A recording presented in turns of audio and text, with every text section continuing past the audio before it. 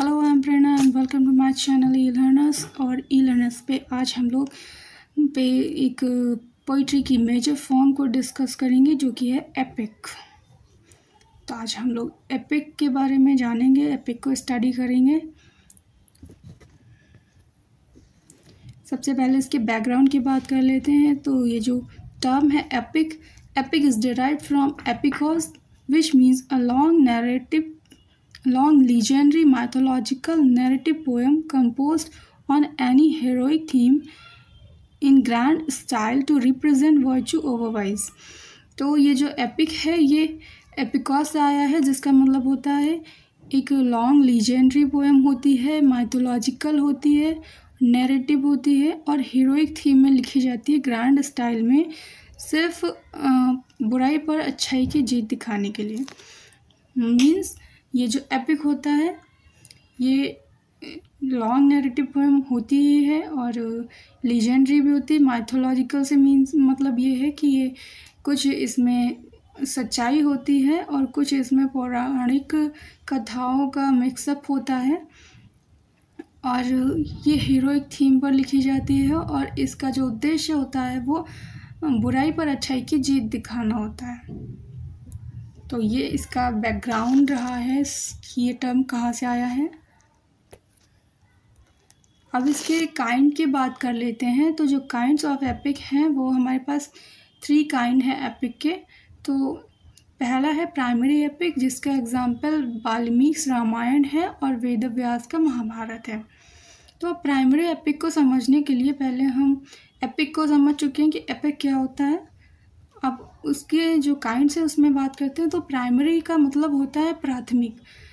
तो जब कोई स्टोरी होती है, कोई स्टोरी होगी, लेकिन उसमें ये जो अभी पहले कैरेक्टरिस्टिक बताई वो शामिल होना ज़रूरी है कि लेजेंडरी होना चाहिए, माइथोलॉजिकल होना चाहिए, ग्रैंड स्टाइल में होना चाहिए, तभी उसको एपिक बोलेंगे। तो जब इस टाइप की कोई स्टोरी होती है, उसकी स्टार्टिंग किसी भी क्षेत्र से होती है, तो by the passing of time वो धीरे धीरे जब आगे बढ़ती जाती है तो उसमें कुछ ना कुछ ऐड होता चला जाता है। एक एग्जाम्पल के लिए हम लोग लेते हैं, जब रामायण में लवकुश राम और सीता की जो कहानी गा कर बताते हैं, तो पहले वो अपने आसपास से स्टार्ट करते हैं, धीरे धीरे हर गली गली में गा के सुना रहे हैं। तो ऐसे करते करते पूरा अयोध्या उनको जान जाता है। उसके बाद उनको दरबार में बुलाया जाता है, वो वहाँ पर उसी गाथा को सुनाते हैं। तो इस तरीके से ही एपिक की शुरुआत होती है कि कुछ छोटी छोटी फ्रैगमेंटल स्टोरी होती हैं और वो गाकर सुनाई जाती हैं, लेकिन जैसे ही वो क्षेत्र में आगे बढ़ती चली जाती हैं तो उसमें कुछ ना कुछ ऐड होता जाता है। तो जब वो पहले जो स्टोरी जो कि फोक सॉन्ग होती है, फिर वो बैलेड एपिक बनती है और फिर जब और आगे बढ़ती है तो कुछ ना कुछ ऐड हो रहा है, तो वो एपिक ऑफ ग्रोथ बन जाती है। मतलब जो एपिक थी, जो स्टोरी थी, उसमें कुछ ना कुछ ऐड हो रहा है।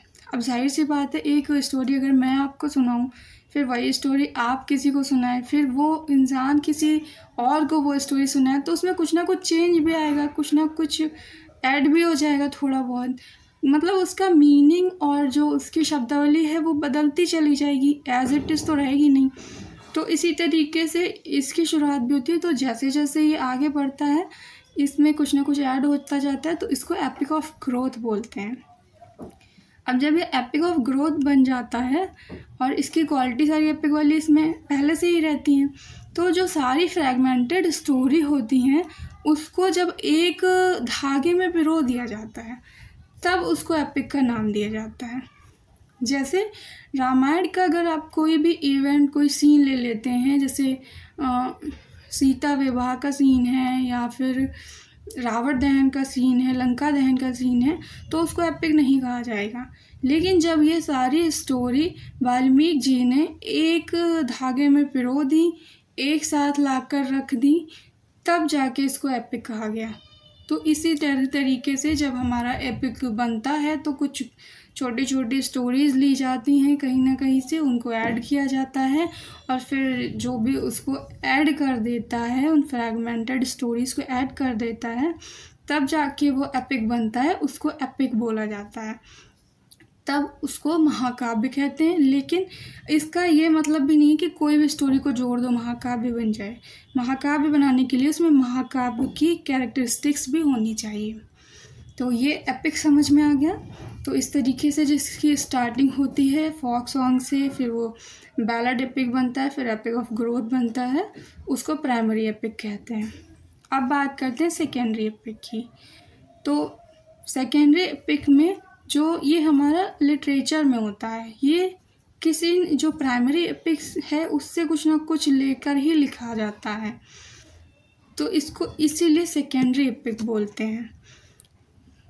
जो सेकेंडरी एपिक वर्जिल का एनेड और मिल्टन का पैराडाइज लॉस्ट है। तो जो मिल्टन का पैराडाइज लॉस्ट है वो उन्होंने उसमें बाइबल से एलिजन लिए हैं, बाइबल की स्टोरी को इसमें अपने हिसाब से प्रेजेंट किया है, इसलिए सेकेंडरी एपिक है। जो वर्जिल का एनेड है वो उन्होंने होमर का ट्रांसलेशन किया है, होमर के इलियड एंड ओडिसी से लेकर एनिड में दिखाया है, तो वो भी सेकेंडरी एपिक है। अब बात करते हैं जो इसका थर्ड टाइप है एपिक का, वो है मॉक एपिक। तो मॉक एपिक की जब बात करते हैं तो मॉक का मतलब ही होता है हंसना, मजाक बनाना। तो इसमें क्या होता है, बहुत ही ट्रिवियल थीम को लिया जाता है और उसमें उसको बहुत बढ़ा चढ़ा कर दिखाया जाता है और ग्रैंड स्टाइल में दिखाया जाता है।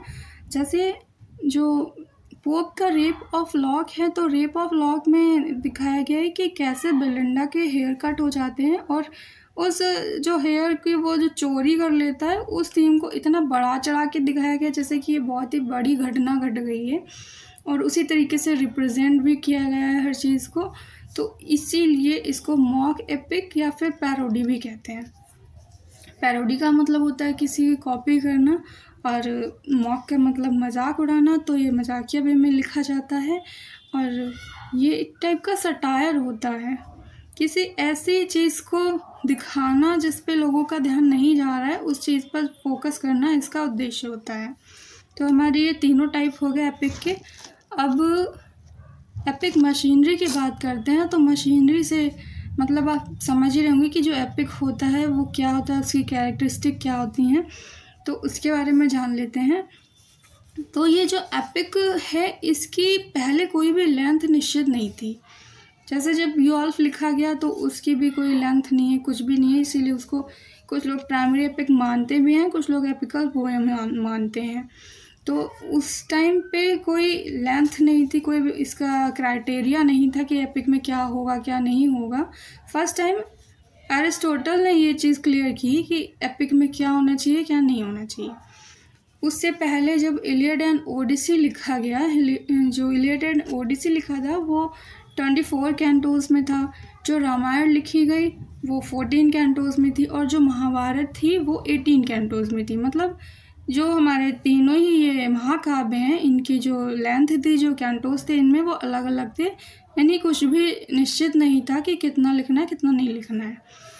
तब एरिस्टोटल ने जब इन्होंने अपनी जो एक डेफिनेशन दी है, तब उसके बाद से कुछ चीज़ें डेफिनेट हुई हैं एपिक को लेके।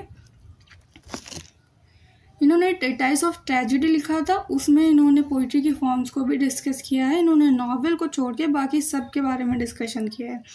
तो जो एरिस्टोटल है, इनके हिसाब से जो कैरेक्टरिस्टिक है एपिक की उसकी बात कर लेते हैं।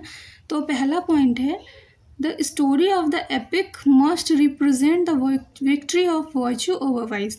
तो इन्होंने कहा जो एपिक की स्टोरी है वो ऐसी होनी चाहिए कि उसमें बुराई पर अच्छाई की जीत दिखानी चाहिए, ये मस्ट होना चाहिए एपिक की स्टोरी में।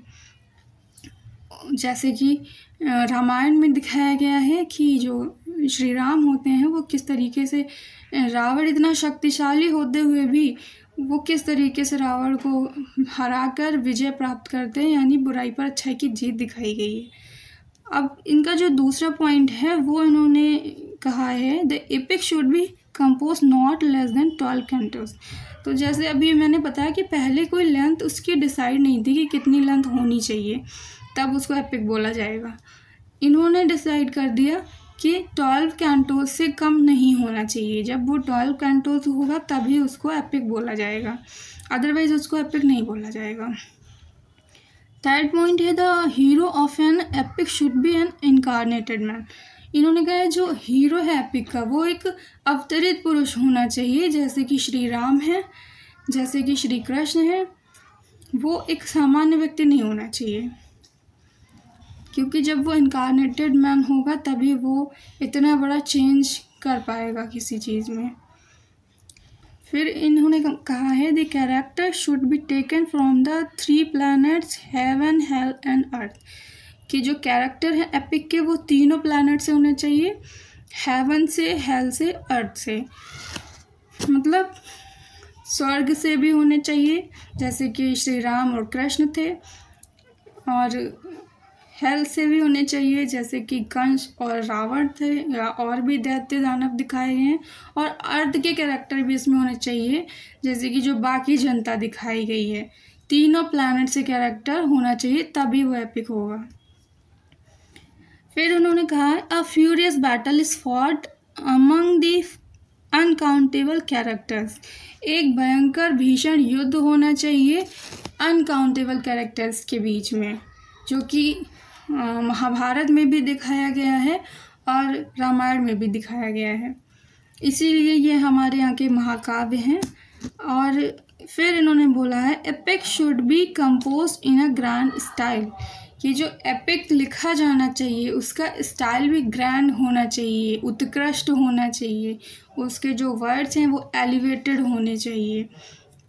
तो ये सारी जब क्वालिटीज़ होंगी तभी एक एपिक को एपिक बोला जाएगा, अदरवाइज़ वो नैरेटिव पोएम कह सकते हैं या कुछ और बोल सकते हैं, बट उसको एपिक नहीं बोलेंगे।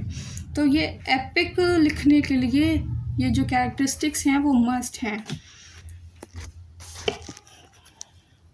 तो आज के लिए इतना ही, और उम्मीद करती हूँ आपको वीडियो अच्छा लगा होगा और जो टर्म मैंने आपको समझाया वो अच्छे से समझ में आया होगा। तो थैंक्स फॉर वॉचिंग।